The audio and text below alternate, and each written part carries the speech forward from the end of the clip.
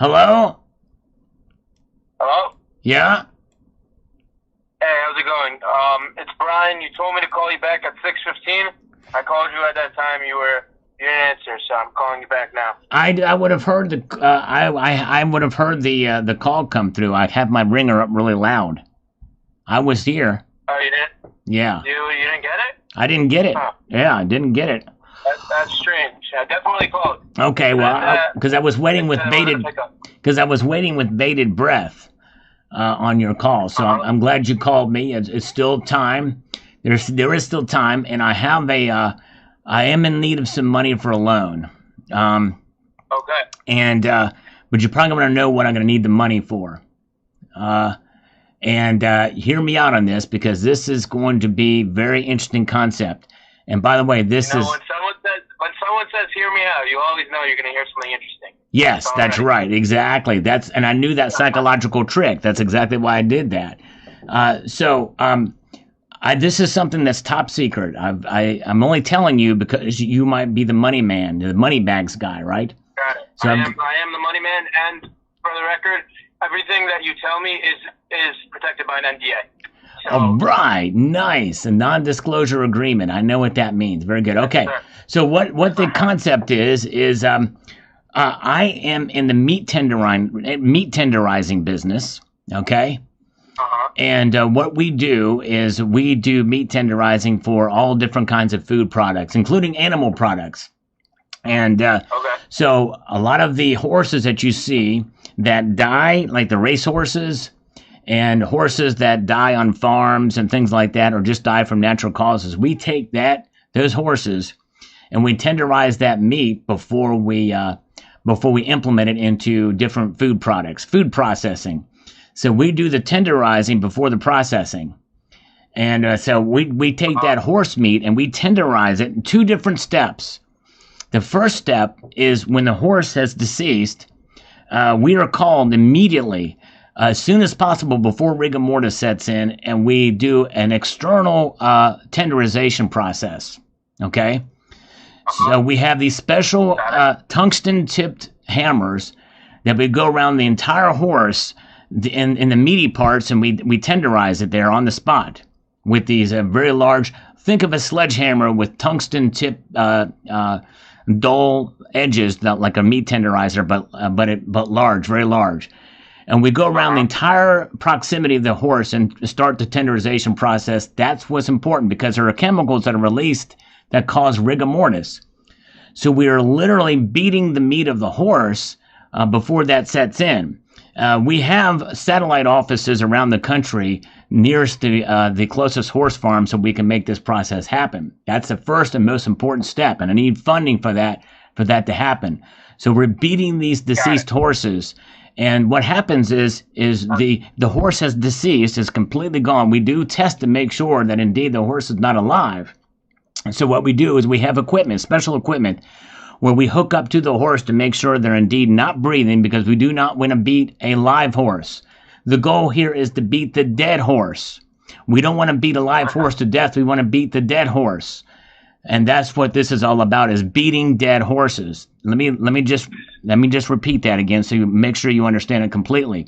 The goal, beating dead horses. We need to beat the dead horse. You understand? It's about inflicting, tenderizing the meat of the horse that has been deceased. That's really the idea here. And I haven't even mentioned how silver plays a role in this.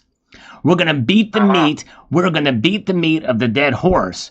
And when we inject silver particles injected with semi-sesquial fluid inside of the syringe, it helps the tenderization process right there on the spot. So we are there, and my coworkers are gonna love this. Yeah, so my coworkers are gonna love this. Great, yeah, make sure. But no, you can't tell anybody. This is between you and me and the bedpost. This is a patent pending process. Is there a bedpost nearby?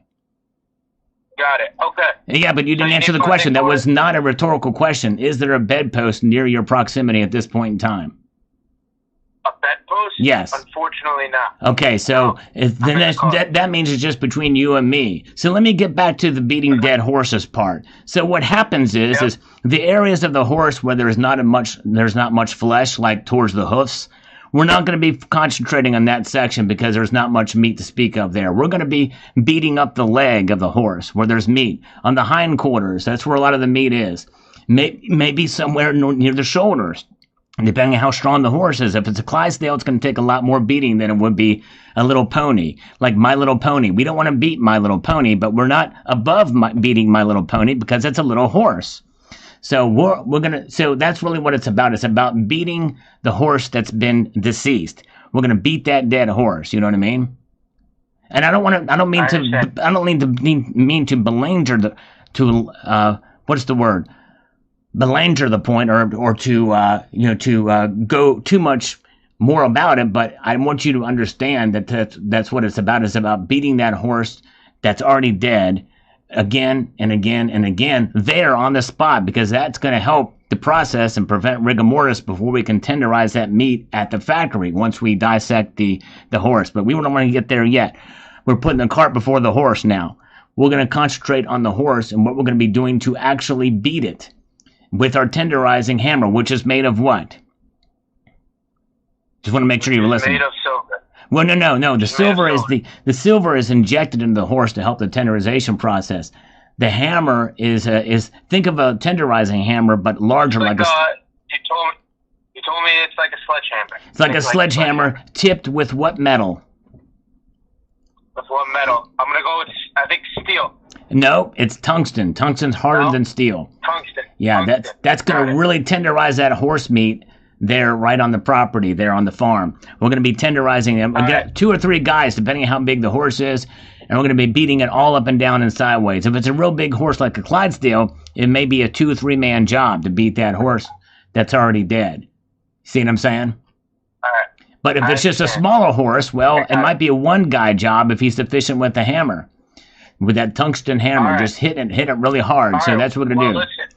And let me just make this point about beating the horse. The neck muscles are extremely sensitive to this process, and they are one of the first to actually rigor mortarize, if that's a word. So you want to beat there first, beat on the neck portion, and then start beating the dead horse all the way up and down the horse until it's tenderized completely, and the chemical process of rigor mortis cannot take place after that.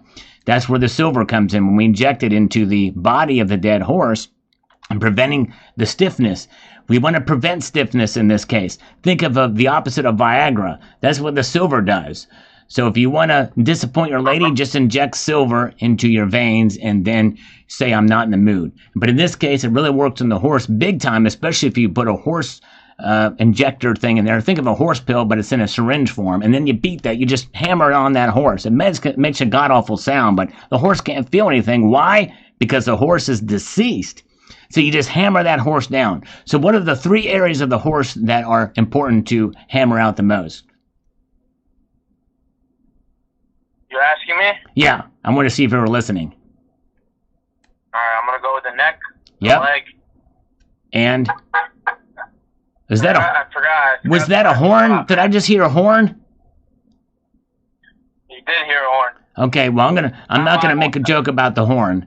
Let's concentrate on the horse right now. I'm gonna ignore the horn thing. Wait, man, if you don't mind, I just want to ask you more about the funds themselves. Yeah, but let's talk about. But I think I want to make sure you fully grasp the beating dead horses thing. Okay, I need you to understand. I grasp it. Do you understand that? Okay, cool. You understand that we need to tenderize a horse, right? You do understand that, right? It's about beating the dead horse. And I want to make sure you know that the horse is dead before we do it. I don't want you to think that we're cruel to animals. They are deceased. We make sure of it. I want to make sure you understand that. I understand. So the process to getting the funds are really simple.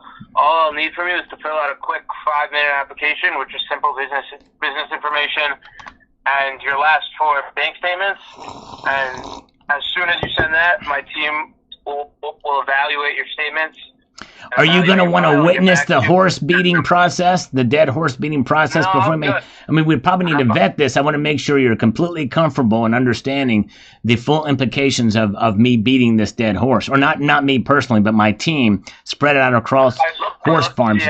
I think it's really cool. Maybe after we fund you, maybe after we fund you, you could send me some videos. Right. Okay. Yeah, that sounds good. But we have to make sure it's on a secure connection when we do that, so that when you see the horse beating process in the field, that you can see the tenderization process. It really is kind of an amazing thing, because when you're beating the dead horse, you can almost feel the tissue give way to this sort of tenderization type of feeling, that runs through your veins with this dead horse and the tenderization of the meat. You know what I mean?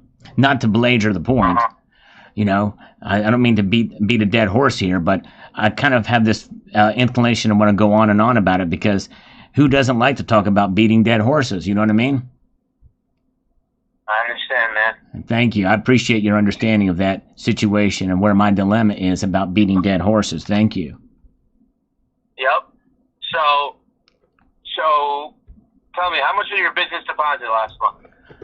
Oh man, with all the horse beating we've been doing, the dead horse beating. Let me clarify that. With all the dead horse beating we've been doing, we've been so busy doing this.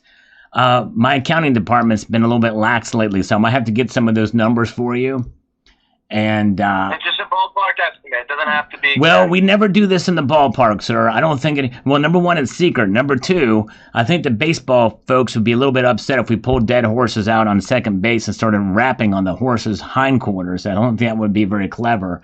And most people would probably not really understand the complexity of what's going on there. I wouldn't mind explaining it to them all, especially if I had a microphone like Lou Gehrig did, making his big announcement back in the day. But I just don't have the ability or the quandary to make that happen. And I feel in this kind of society we live in today, no one will really understand. So this is why I'm so glad you understand that.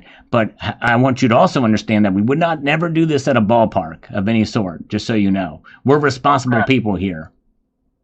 So why don't you tell me how much your business deposit? Well, because I don't have access to those numbers right now. Like I said, my accounting department's...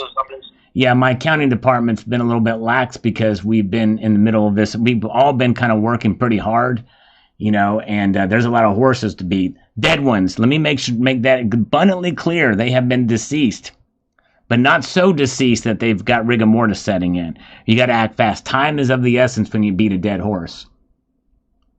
Got it. Some of us, we fly out in C-130s to get there. Sometimes we even use military air routes to get there. That's how important this is. Well, all right. So why don't you text me or email, and I'll send you the application so we can move forward. Sweet home Pennsylvania. I like how this is going. You're open-minded to this. Sweet home Pennsylvania. Nice. All right. Yeah, let me just and before we go, and I appreciate that, I want to make it abundantly clear, we're not beating dead cows. Dead horses. Yep. We're not beating horses. Only horses. We're only beating dead horses. No cattle. No goats. No muskrats, no badgers, no kangaroos. I understand, man. No wallabies. No wallabies. We're not beating any dead wallabies, sir. I got it. So just go ahead, send me your email. Okay. And I'll send you the application. Sounds good. And also, we're not beating any dead bobcats. I want to get that in there before we go. No dead bobcats will be die. Yeah. Sounds good, man. And chickens. No chickens either. Got it. Okay. All right, bye. All right, I gotta go. Okay, bye-bye. No dead mice. Dang it.